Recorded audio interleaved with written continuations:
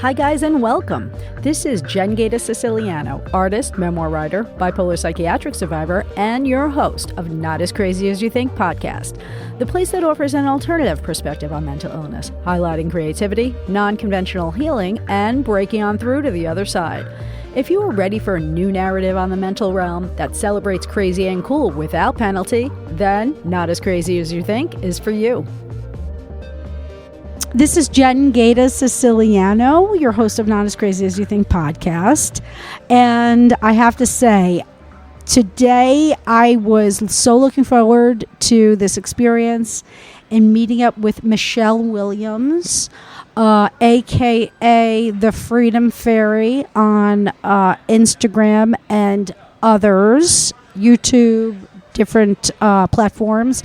We've had a podcast before, but I was told by Michelle that she was going to be visiting New York City, my home base. So I had to get myself down here and make sure that we had a new conversation about where she's at, what she's doing with her professional dreams, because it's a big inspiration to me. She was a psych survivor, and we have a wonderful podcast that we had done last year. So I will definitely link that up in the show notes. So check that out, because she also has a variety of experiences with the psychiatric institution and their failings. So Michelle, I am so psyched that we are making this happening and we are recording once again. Yes, I'm so excited that that you wanted to talk to me again and that you wanted to meet me. Oh my God, of course. I wanted to meet you. Well, it's funny because we did like hang and meet, right? Mm-hmm. But like to meet in person, it's so different. Yeah. And we don't always do that, you know? Like we have to, take those opportunities when they come up. And I felt that this was important to do that. Definitely. So why are you in New York? Tell us, what is your dream? What has brought you here? What brought me here was a dream I had when I was 14. I started ballet late, and when I took my first ballet class at age 14, I just fell in love immediately. I was just like, this feeling, I never felt it before. It's like you're in a different realm. Mm-hmm. Like you forget about all the things you usually think about. It's like a different realm. You just forget about the world that you were existing in. Yeah. And then the music is the music is healing. There's even studies that classical music affects, those water crystal images. I forget which doctor did that. Yeah, the Japanese doctor on water, right? Mm-hmm. Yeah. And the classical music changes and makes the water crystals into a beautiful pattern. It's like, and that's really what I needed at the time. I had already been struggling with my mental health and, abuse and trauma for many years, and getting into my depression and everything. And so when I took ballet, it just was like, that was I feel like one of my first healing modalities. So anyway, so it was a whole long journey of how it was such a struggle because I started late. I didn't think being a professional was even possible, but that's what I wanted. And so I worked as if I was going to be a professional, researching as much as I could in my local libraries and doing the best that I could with the education around me. But I could tell, my teachers didn't really think I'd go anywhere, and I didn't really think I'd go anywhere. And then, of course, when I got into college, that's when I took most of my psychiatric medication. Yeah. And I gained 100 pounds in 3 months. And did you gain that much? Yeah. Wow. 30 pounds in only 2 weeks. Thanks, Zyprexa. Yeah. Thanks. And on top of that, now I have to say, too, not saying that my binge eating was the main thing. No, because I had been binge eating for years. Mm-hmm. But it was only when I started taking Zyprexa that I gained 30 pounds in 2 weeks. Wow. My binging was consistent. It's not like I all of a sudden was binging more. You know, Right. It's just the addition of Zyprexa. Then, of course, Right. They can't point to that and just link that as the only thing. well, that's what my psychiatrist did. Right. They all did that. They all said, "Well, it's because you binge eat." I was like, okay, Yeah. well, that's how I knew I couldn't talk to them about it, because they were just gonna blame my binge eating. Right. So how did you pull away and continue your dreams? Okay. But what was the next thing that led you towards it? Yeah, so after college, you know, I kind of lost my passion just because of all the psychiatric problems, and then plus my college just wasn't set up in a way that was going to support me. Like they wanted us, modern dance and ballet are very different, and especially this type of modern dance, it was very like pedestrian and everything was in silence. It was just not my vibe. They didn't use music. We didn't. A day before the show, my teacher would throw in a CD and just play random songs over top of our choreography. Oh, stop. That's You see Riverside, you shouldn't go there. Yeah, that to me just doesn't sound right. It's horrible. So a couple years after I graduated, I ended up being able to become a dance teacher by I guess the universe, God. Yeah. And this was a really good ballet school. I became certified in the Royal Academy of Dance. I was a great ballet teacher. Yeah. Okay? Great. But I didn't really love the job. I really didn't love it. I wanted to perform. I wanted to create stories. I wanted to choreograph. And, I mean, just being a dance teacher, you can't live off of that. Yeah. Unless you have a rich husband or, Right. You just can't live off of it. And then I just didn't want to do it. Yeah. Bottom line. And then COVID happened. The only way you could take class was either at home, or you had to wear a mask, or you had to get a vaccine, which I wasn't going to do that. And so it wasn't until like last year I thought, you know, the studios started to open up, like you don't have to wear a mask, they don't check for vaccination. Right. So that's when I thought to myself, I deserve to just enjoy dance, like just enjoy it, like no expectation. Yeah. So once I started doing that, all these opportunities started to come up for me, like more opportunities to dance, other things. And I was like, okay. And I just like grabbed onto all of them. Everyone that opened up, I just grabbed onto it. And that's how I'm here now in New York City. Well, it's so great because it really shows that we hold ourselves back by not aligning with the magic of the universe, right? Mm-hmm. I mean, when you do that, all of a sudden all these opportunities like show up, and it's a lot of it is letting go. Yes. And allowing, you know, the next thing to happen, you know, that sense of, it's like the law of allowing, you know? Yes. Like just being open to letting something guide you. Yes. So you definitely arrived with this like intuitive pulse, like guiding this journey. Yes, definitely. Do you feel now that you're here, that you've made the right decision? 1,000%. I mean, I knew it when I was looking on the New York City Ballet website to see when they were going to come to LA so I could buy tickets to see them perform. And I saw that they had an adult program, and I was like,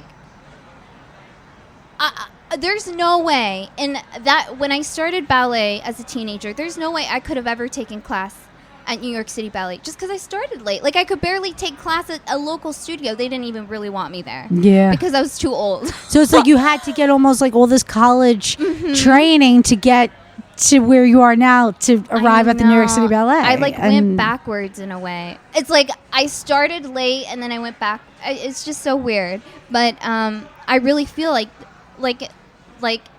I feel like God planned it. Like he planned it this way. Yeah. Like because this adult ballet has only recently become a thing where they let adults come and just take class. Right. And so like even back then this kind of thing didn't exist when I was a teenager. Unheard of.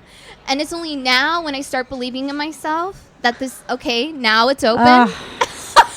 Okay, so this is what we want to talk about. Yes. Believing in yourself and how important that is. Mm-hmm. Okay, so with this experience, you know, and looking back at when things were more difficult, why weren't you able to believe in yourself, because this is like, you know. Okay. So Right? I think it was really just my journey. I feel like I was talking to you earlier about how I feel like my relationship with my boyfriend was like the last phase of my healing journey, because yes, you know, as a teenager I went to therapy and I took psychiatric drugs, and then after that, you know, I really don't believe that the psychiatric drugs were healing. Yeah. Yeah. I mean, that was just part of it, but that. I don't think it was healing at all. I think it was actually like I could have done without all of that. Yeah. But the therapy and, you know, different hospitalizations, especially for my eating disorder, I think they did help me in a certain way. And then, of course, moving out of the environment where I with my abuser, I moved out. So those were two big things that helped in my healing journey. But I was still very depressed. I still had low self-esteem. And but when I got together with my boyfriend, I think him loving me and teaching me, and also me being able to love him and change myself so that we could have a healthy relationship. Yeah. And also, I mean, he taught me about healing with food and energy, and of course that opened up so many other things in me. Like that's how I got interested in energy healing, and I became a crystal healer, and just becoming more spiritual. And so I think my time spent with my boyfriend was very, very healing for me. And it's not just like my own journey, but like I see the world so much differently now. Like I see how if I can change, so many people can change. And I feel like a lot of people today look at the world like it's hopeless, all these things. But I know that it's not, because I changed. Right. You know, I used to be this type of person that I would have never thought could be any different, and I changed for the better. Yeah. So I'm like, if I can do it, I can see so many people in this world, I can relate to them like I was there. They can change too. Right. So many people give up on that faith in themselves. It's so hard. And, you know, we've discussed this before where, you know, when you have I guess, medical authority that's trying to save you, you know, by saying that, you know, they have the treatments that work, and it's preventing you from growing because they're saying that you can't trust yourself, or you can't trust your own mind, or you need them to live, and you know better. Yeah. You know, it's we've come a long way. I mean, I get where you've been and how important, you know, a journey you've taken. You know, how long it's been, and still I see you as being like this young sprite, you know, but still it was long for you in your life. It was a large part of your life. So, you know, I look at right now this experience that has, you know, that is right now like blossoming in your life as being so fateful, because I see the beautiful things that you do on Instagram. Everybody's got to check out your Instagram stuff, because right now she is like going to Washington Square Park and Union Square Park and doing all these like live events, or, you know, she is putting on these performances that it takes a lot of courage to do that, you know, and there's this sense that, you know, if somebody maybe in your past saw you now, they might even say, well, that's a crazy thing to do. But we were just saying how in New York, that's not crazy. Like, that's just completely accepted, you know, because you're encouraged to be expressive in New York. Yeah. You're in the right location. Yes. And I've only performed once, but I have felt, you know, a lot of encouragement. People everyone appreciate in New York. And I really appreciate them, because it's like, thank you for supporting my dreams. Yes. Like, you know, like it's so hard sometimes to get people to support you. I know. It's really hard. I mean, just even in us sharing our story with psychiatric abuse, you know, we were both talking about how when we met, like about a year ago, right? Yeah. That we both thought like we're the only ones that ever went through this, and then we jumped on this Zoom, and it was like so many people also went through this, and it was almost like everyone was quiet and in the closet and afraid to talk about it. And it was like I felt so bad because at that point I'd already done a few podcasts. We both had done some podcasts, and we were working on our stuff like that. And so we were, I feel, in that group a little bit more like, you know, expressive and confident, but there were a lot of people you could tell that were just starting their journey. Yeah. And, you know, that's why I wanted to like definitely reconnect because, you know, in our sharing our journey, so many other people can find the courage in themselves. Yes. The journey and tapering and getting off meds, like now I've just completed. You have experienced that. And you've gone through a difficult time. It was, you know, I had gone through a difficult time before when I tried to do it too quickly, and then I ended up back in the hospital. So I didn't know if this was going to go well. Yeah. But it went so well that I'm just like, I feel like this is really just like the beginning of, it's like a totally new chapter of my life. Yes. You know? I'm so, I just want, congratulations. Thank you. Like really, you're free of that. I And know. That's so amazing, Jen. I'm so happy for you I that feel you're so able to happy. do that. I mean, it was 30 years when I was first put, 30 years ago that I was first put in this stuff. And, you know, it took over 2 years to get off them. Yeah. But I knew I didn't need them. It was just a matter of allowing my body to not suffer withdrawal. I didn't want to go through withdrawal because I couldn't afford not to work. Right. Because, you know, what can happen with bad withdrawal. You know, you just really need to, like, lie down and keep your head straight. You know what I mean? Like, I couldn't do that. Yeah. So, it was just, it's just so great to now be on the other side of that. Yeah. And I think the reason why I want to bring this up is because as I said before, I want the dynamic to change between people who are still using meds and feel okay with that, which is, again, we're not judging. And people who are struggling with the program, like the psychiatric program in general, and who call themselves psych survivors. We're on the same team. Yeah. We've had lived experience. Yes. Some people who feel that the meds help, that's great.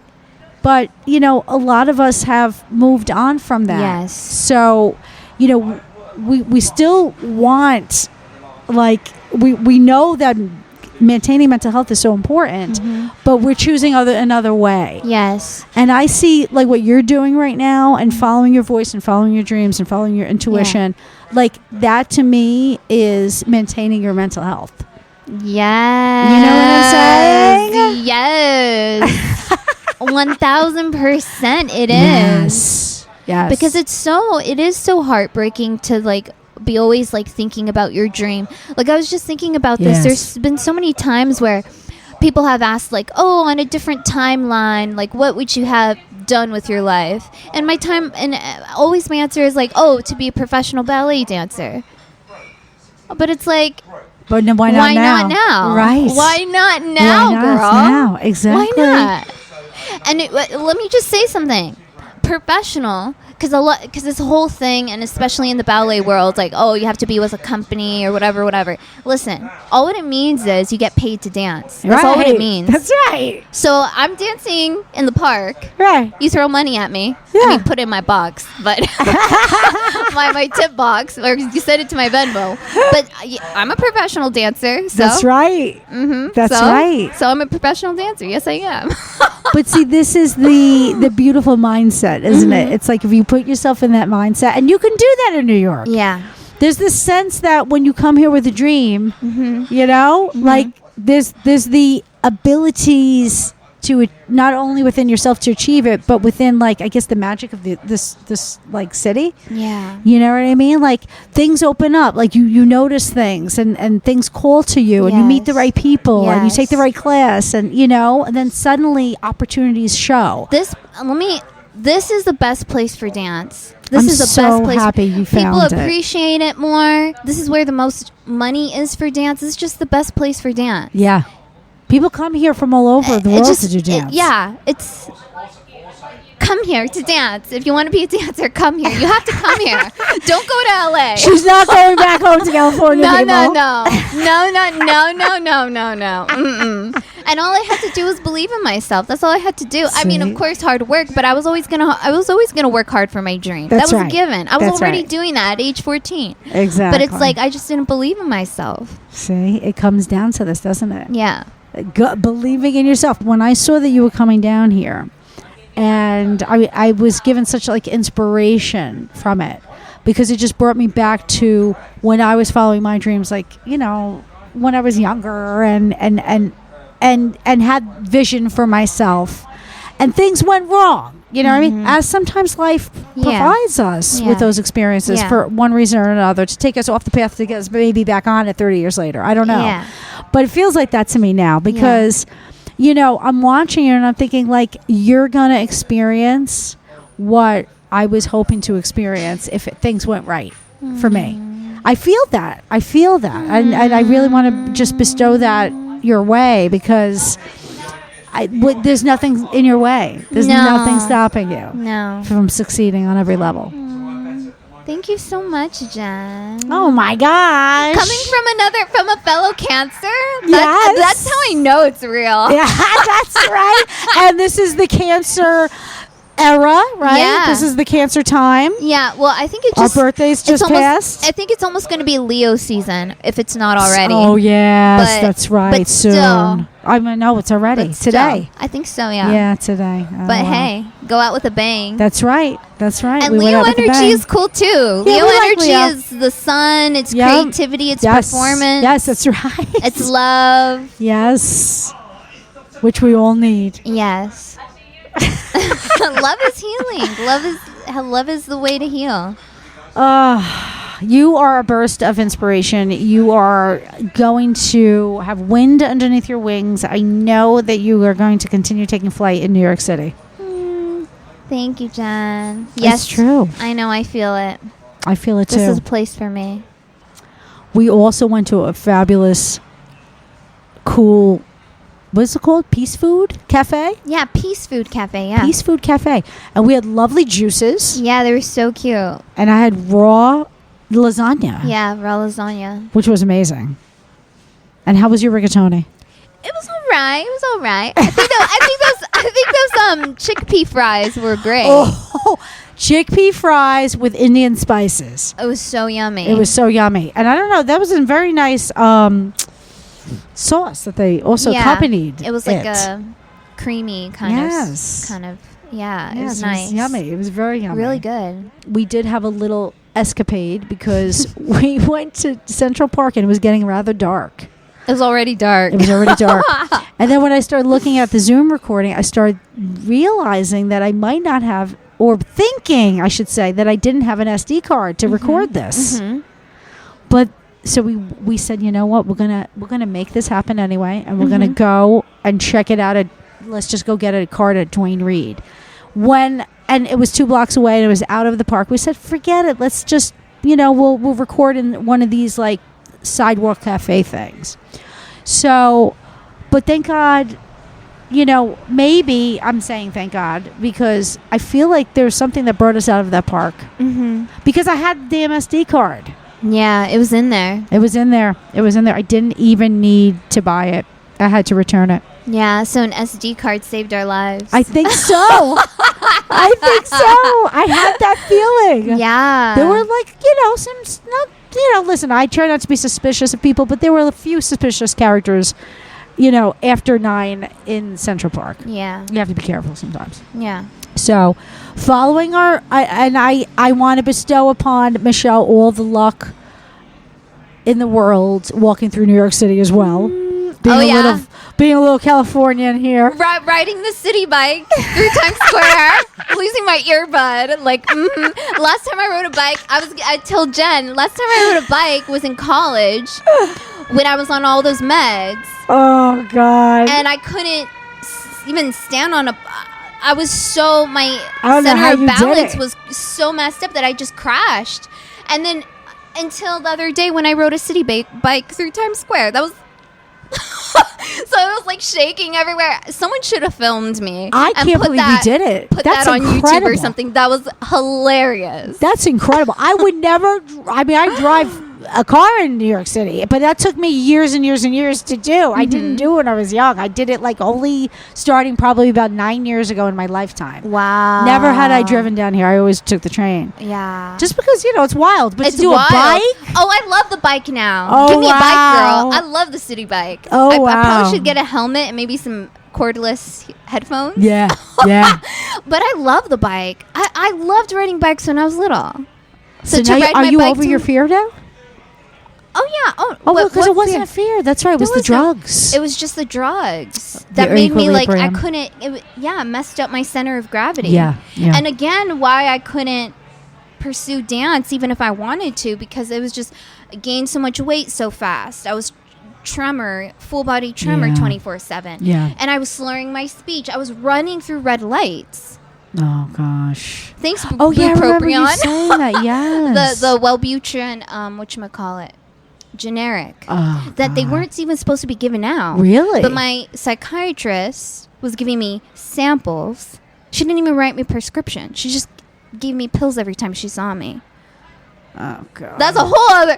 Check out my podcast episode called The Worst Medication I Ever Took. Oh, Yep. my gosh. Yep. And I was always feeling like I was going to pass out on that drug. And I couldn't sleep. And I had lost my appetite. But I didn't lose any weight. I was still 200 pounds. Oh, my God. It's so sad. Because you're so, like, tiny. And to think that you had gone up that much and they kept insisting that it was you who was doing it to yourself rather than the drugs. Because that's what they do. And it didn't make sense because I was a dance major. I danced for like 4, Right. 5, 6 hours a day. Yeah. So even if I was binging, like, okay, because that's how it was. Through high school, I would binge, but I was dancing so much, it kind of balanced out. Yeah. It wasn't until they added Zyprexa that the weight started coming on, and it stayed on. Yeah. Until you got off. Well, even when I got off, there was a, I kind of got off in a really bad way. Again, that was the bad one. Listen to my podcast. Yeah. I just kind of stopped all my meds because it was triggered by this horrible relationship I was in with a guy. Right. But I didn't eat, I didn't sleep, I wasn't on any meds, but